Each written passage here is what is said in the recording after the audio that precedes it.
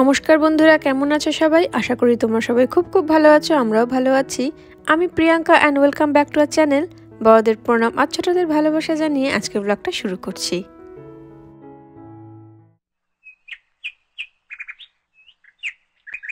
প্রায় 2.5 মাস পর নিজের গাড়িতে উঠছি। আমার পার্মানেন্ট ড্রাইভার এসে গেছে। কেমন লাগছে? 2.5 মাস পর পৌঁছাতে হবে আমাকে 8টার মধ্যে ঘরে, স্কুল ঢুকতে হবে। সত্যি এতদিন ধরে উবের আর লিফট করে আসা যাওয়া করতে করতে হেজে গেছি। কোনো দিন বেশ ভালো লাক্সারি গাড়ি পেতাম, আবার কোনো দিন এত জঘন্য গাড়ি পেতাম কি বলবো। যাকগে সেসব কথা। ভাবছো তো কাঠের মিস্ত্রিটি কোথা থেকে এলো আমাদের বাড়িতে, আর কেনই বা এলো? আসলে এদেশের জুতো সেলাই থেকে চণ্ডীপাঠ সবই নিজেদের করতে হয়, তাই কখনো ড্রাইভার, কখনো ইলেকট্রিশিয়ান, আবার কখনো কাঠের মিস্ত্রি হয়েই যেতে হয়। বাবার জন্য নতুন খাট কেনা হয়েছে, সেটাই সেট করার পর্ব চলছে। ঘরের যত ফার্নিচার আছে সব তোমাদের দাদাই একাই সেট করেছে, আমরা ওই হেল্পারের কাজটুকু করি আর কি। ম্যানুয়ালে স্টেপ ওয়াইজ এত সুন্দর করে লেখা থাকে, তাই এদেশে যে কেউ খুব সহজে কাঠের মিস্ত্রি হয়েই যায়, কিন্তু টাইম কনজিউম করে অনেকটাই। আলটিমেটলি খাট বানানো শেষ। দেখো না, এই ফুল সাইজের খাট লাগাতে সময় লেগে গেল প্রায় 3 ঘন্টা মতন। তারপর শুধু খাট না, ম্যাট্রেসটাও সেট করতে হবে। আর এই ম্যাট্রেসটার আবার গল্পও আছে। প্যাকেট খুলে বসিয়ে দিলাম, তারপর চাদর বিছিয়ে শুয়ে পড়লাম, সেটা হবে না। এই ম্যাট্রেসটা বসানোর পর 24 থেকে 48 ঘন্টা সময় দিতে হবে ফোলার জন্য। এটা আস্তে আস্তে ফুলে ওঠে, তারপর 24 ঘন্টা পর একদম রেডি হবে শোয়ার জন্য। ম্যাট্রেসটা ফুলতে আরম্ভ করে দিয়েছে। লেখা আছে 24 থেকে 48 ঘন্টা, কিন্তু মোটামুটি 24 ঘন্টার পরেই এটা মোটামুটি আরো ফুলে যাবে। এই বেডটার সাথে আবার একটা এলইডি লাইটও আছে। ভালোই হলো, বাবার মাঝরাতে যদি বাথরুম যেতে হয় তাহলে হাত বাড়ালেই জ্বালিয়ে নিতে পারবে। কিন্তু এত সব ব্যবস্থার পর ঘটলো এমন এক কাণ্ড, যেটা আমেরিকার কোথাও হয়েছে বলে শুনিনি কখনো। হঠাৎ কারেন্ট হাওয়া। এখন বাজে 9:47। কোনো কারেন্ট নেই, সব অন্ধকারে ভূতের মতন বসে থাকা। এই যে ভূতগুলো সব বসে আছে। এই যে কি গো বাবা, তুমি এখানে আসতেই সব কারেন্ট চলে যাচ্ছে যে?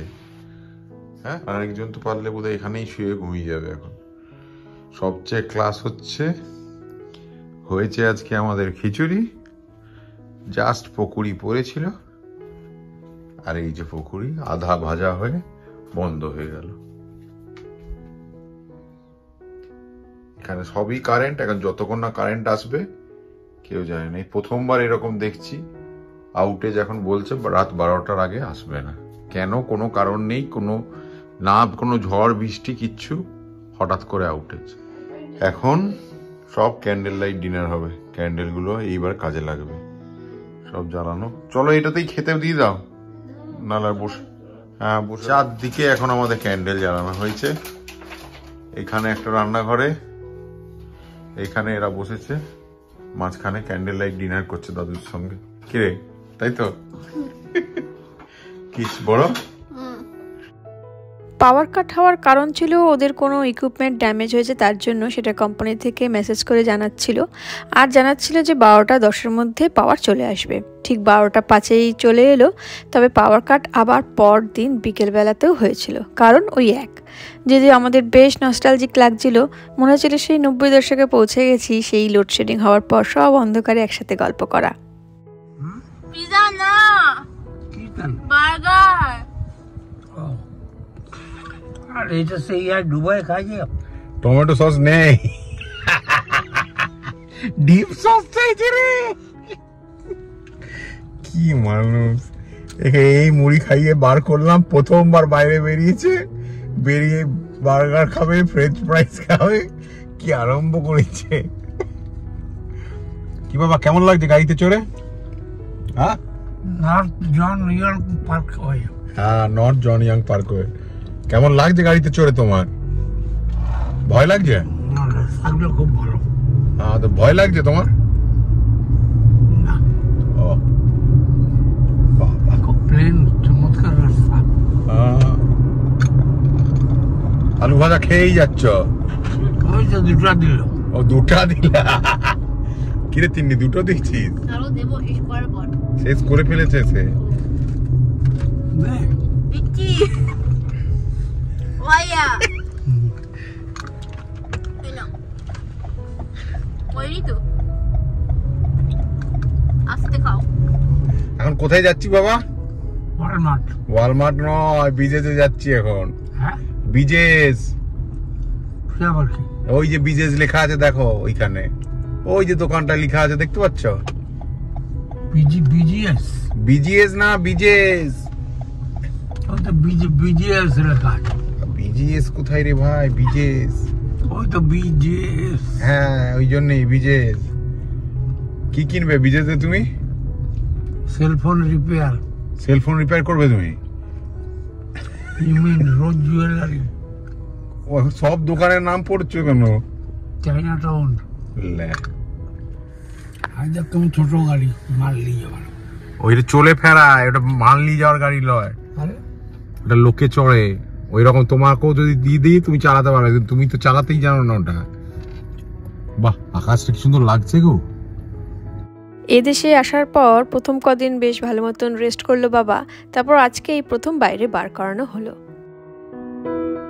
তোমরা অনেকেই বাবার ভিসার ব্যাপারে আর ইন্স্যুরেন্সের ব্যাপারে জানতে চেয়েছো, তাই ভাবলাম আজকে বাবাকে এখানকার হোলসেল মার্কেট দেখানোর সাথে সাথে তোমাদের ওই ব্যাপারগুলো ডিটেলসে বলি। তো প্রথমে বাবার ভিসার ব্যাপারে বলি, তার আগে বাবার কি রিয়াকশান এখানে ঢুকে সেটা বলি। এত বড় মার্কেট দেখে বাবা হাঁ হয়ে গেছে।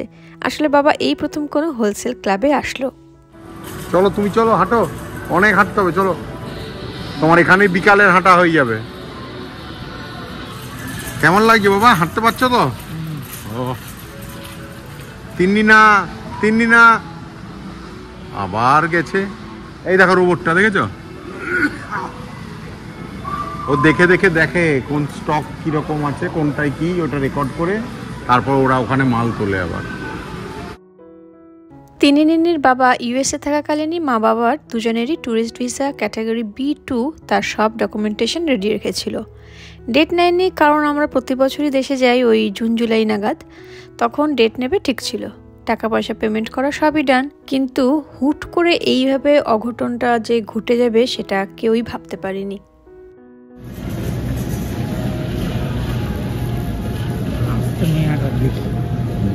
এখানে সবাই সবাইকে দেখে হাসে বাবা, হাসতে হবে, ঠিক আছে? বলছো তুমি দেখো, বাছো, যদি বেছে বার করতে পারো বার করো, বাছো। হ্যাঁ রেড অনিয়ন ছোট আছে, দেখো একটা ছোট পাবে না। সুইট অনিয়নও আছে আবার। হ্যাঁ হ্যাঁ রাঙা আলু। তো ওই অঘটনটা হওয়ার পর উপায় ছিল বাবাকে হয় ব্যাঙ্গালোরে ছোট ননদের বাড়িতে রাখা, নয়তো এখানে নিয়ে আসা। তো তখন ও ইন্টারভিউয়ের জন্য ডেট খুঁজছিল, আর ডেট পেয়েও গেল 2 মে। যদি ডেটটা না পেতাম তাহলে সেকেন্ড অপশন ছিল ব্যাঙ্গালোর। হ্যাঁ হ্যাঁ দেখো একবার, ইমাল পাবে বাবা কলকাতায়। হ্যাঁ দামও বাছাই করা। ছোট কোথায় ছোট? ওই দিকের গুলো ছোট। হ্যাঁ হ্যাঁ দাম দেখো না, তুমি আবার কনভার্ট করবে সব। কত বাবা টমেটো? 600 টাকা। 400 টাকা। যেই ডলার দেখছে অমনি কনভার্ট করতে আরম্ভ করে দিচ্ছে। 1 কেজি হবে ওটা। এসো, ওই তো লেখা আছে পর্ক, দেখছো না? Fresh pork. হ্যাঁ দেখো পুরো ভিতর থেকে বার করে যায়। ভাইয়া ভাইয়া ভাইয়া এই দেখো দেখো বার করে ভিতর থেকে। কোথা থেকে? ভিতর থেকে নেই, বার করেছি। এইগুলো দেখেছো মেরিনেট করা সব, মানে এখানের লোকের জাস্ট নিয়ে গিয়ে বসিয়ে দিবে আর কি বেকিং এ, বুঝেছ? মুরগি, ওই দেখো গোটা মুরগিও পাওয়া যাবে। দেখো ওই যে এইটা গোটা মুরগিটা দেখতে পাচ্ছ, কেটে নিলেই হলো তোমার।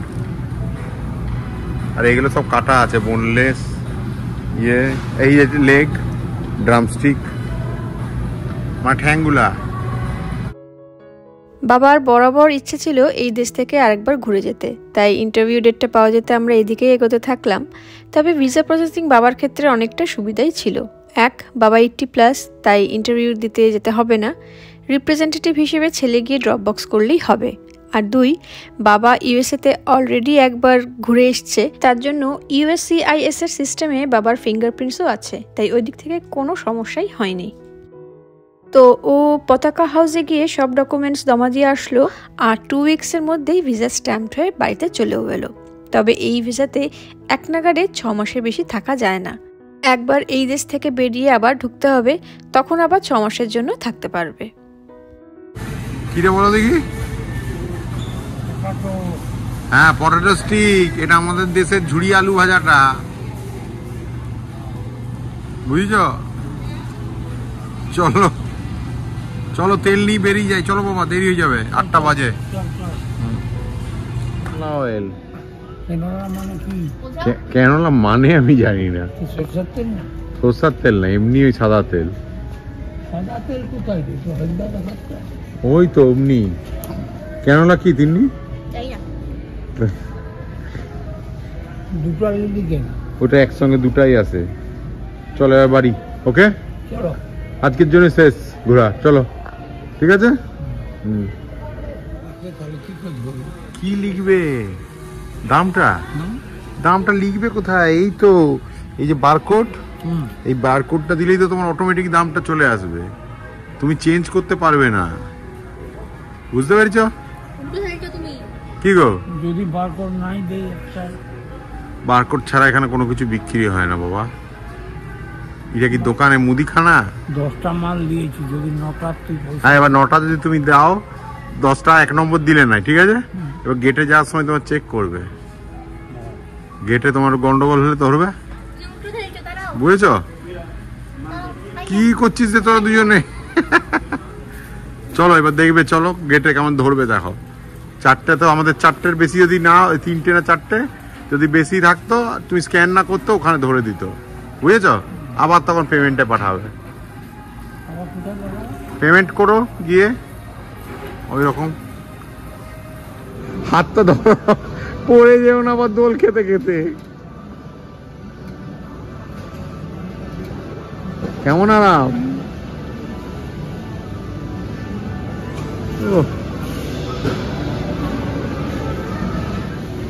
আমার এইটাই চলে গেল, দেখো দেখো, গোল গোল ঘুরবে।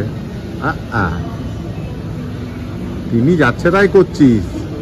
দাদুর সঙ্গে এসে বিশাল ফুর্তি বড়, হেভি ফুর্তি। শেষ, এবার বাড়ি যাওয়া। চলো বাবা চলো, পরে 8:30 বেজে গেছে আজকে। ওদের তো কেনাকাটি শেষ, এবার ঘরে ফিরছে। তবে চিন্তা করো না, হেলথ ইন্স্যুরেন্স নিয়ে ডিটেলসে জানাবো পরের ব্লগে। আর ভিসা রিলেটেড আর কিছু প্রশ্ন থাকলে অবশ্যই আমাকে কমেন্টে জানিও। তাহলে আজকের মতন ব্লগটা এখানেই শেষ করছি। কেমন লাগলো কমেন্ট করে জানিও। ভালো লাগলে অবশ্যই লাইক আর শেয়ার করো। দেখা হবে খুব শীঘ্রই নতুন কোনো দিনে নতুন ব্লগ নিয়ে। সবাই খুব খুব ভালো থেকো, আনন্দে থেকো, সাবধানে থেকো। নমস্কার।